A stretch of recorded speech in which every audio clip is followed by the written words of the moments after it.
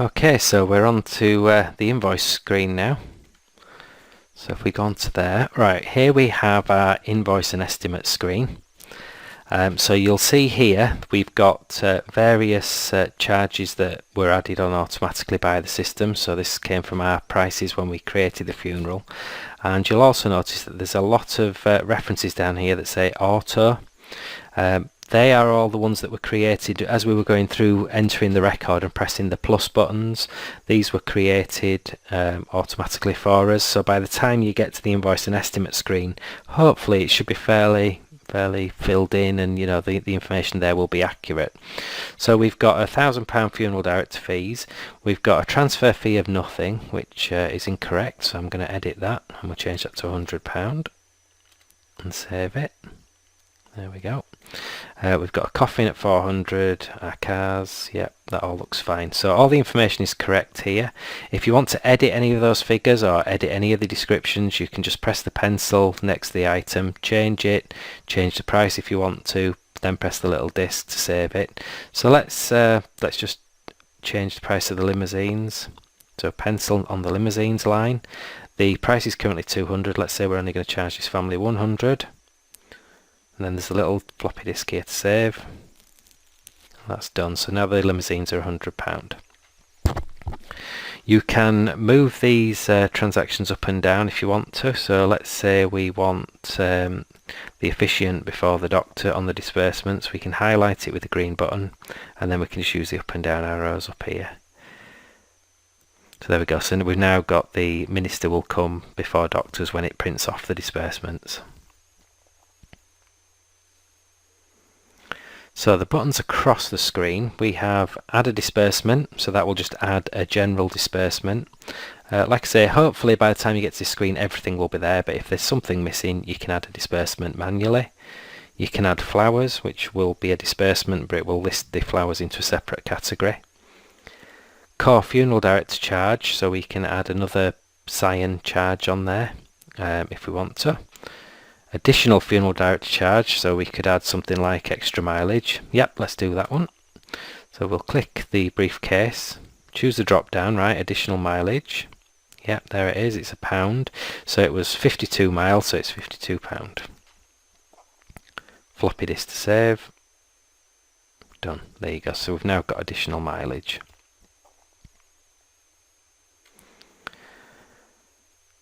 Monumental mason charges we can add, and we can also add general other charges, which tends not to be used very often, but it is there if you want it to be. Now the next icon across here is a Visa symbol. That is a payment from the client, so whether they pay cash, credit card or whatever, you can press the payment button. So let's say for this funeral they've paid us £1,000 deposit, so we'll press the Visa symbol. We can choose how they paid, so they paid as check. Changes the date here. We have a little calendar if we want to change the date, so let's say they gave us it on the 27th and they gave us £1,000. Floppy disk to save. Done. You can list as many payments as you like, so if somebody is paying you £10 a month or whatever, you can list individual payments to that level. Once the payments and information's all on here, you can look down at the bottom to make sure your totals are correct. So we've got core funeral director fees, additional funeral director fees, and then the two added together. Mason, disbursements, other fees, interest charges, and then totals and balances. So we have here the £1,000 they've paid, and the outstanding balance is £2,157.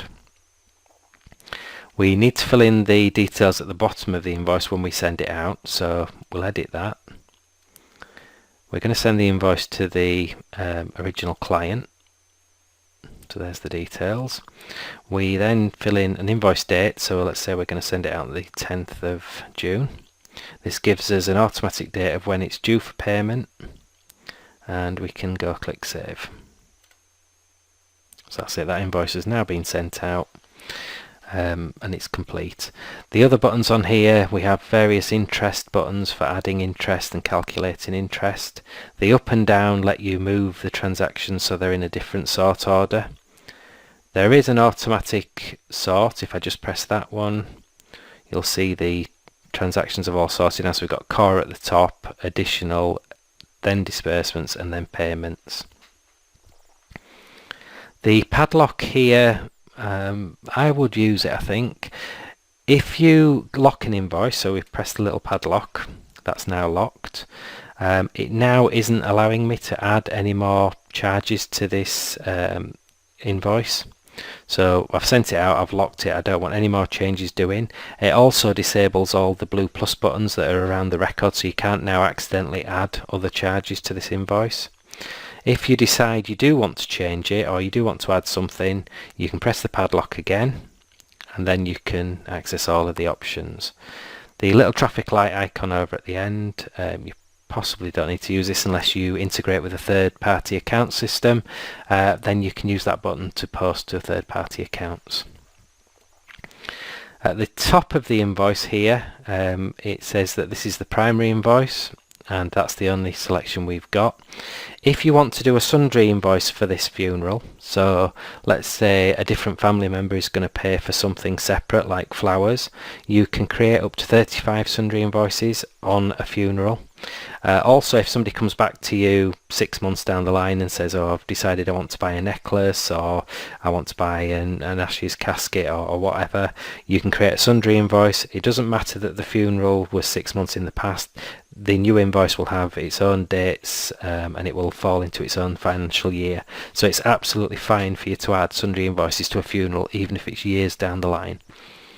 I'll have a quick go at doing this and just add one for flowers. So we press the little green button next to the drop down here. Are you sure you want to create an additional invoice? Yeah. There we go. We now have an additional invoice with nothing on it. No address details, no totals.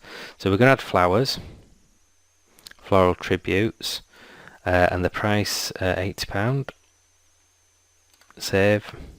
That's it. So we now have an invoice for £80 worth of disbursements.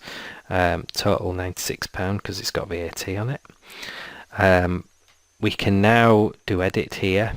Now if this was going to go to a totally separate person, you could just type in their details